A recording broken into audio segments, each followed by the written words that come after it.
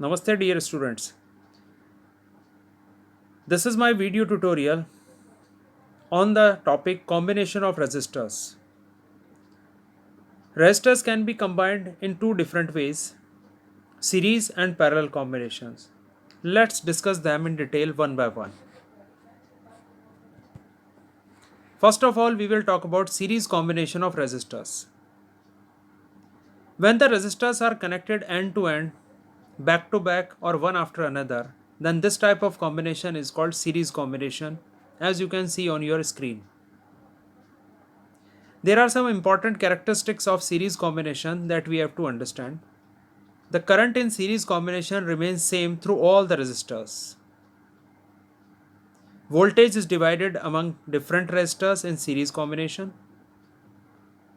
Let the voltage across resistor R1 is V1 and across resistor R2 is V2.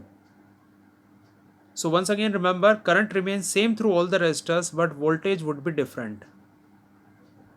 Voltage across a resistor depends upon the value of its resistance. The equivalent resistance of two given resistors in series can be calculated by simply adding their values. The formula you can see on your screen, R is equal to R1 plus R2.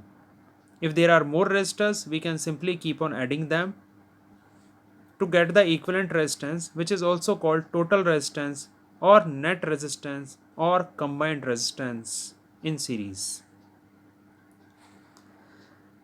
Parallel combination of resistors can be defined as the arrangement in which the resistors are connected in such a way that one end of all the resistors is connected to one common point of the circuit and the other end of all the resistors connected to another common point of the circuit. In this type of combination, the voltage or the potential difference remains same across all the resistors, but the current value is different. Current is divided among different branches of the resistors. For this circuit, R1 receives I1 current and R2 receives I2 current. The equivalent resistance of two resistors connected in parallel can be calculated by taking the reciprocal of their values. The formula is 1 upon R is equal to 1 upon R1 plus 1 upon R2. If there are more resistors, we can simply add them by taking their reciprocals.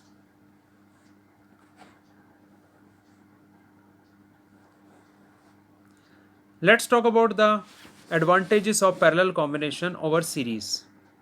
The parallel combination of resistors is advantageous over series combination, and this is the combination which is used in domestic supply.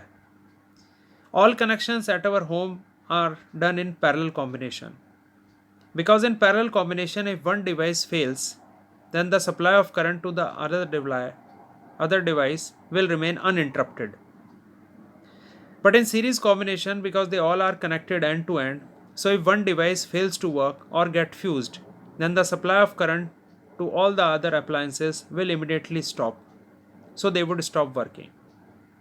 High power and low power appliances can also not be connected in series, because series combination provides same current to all the appliances and all appliances cannot work with the same value of current.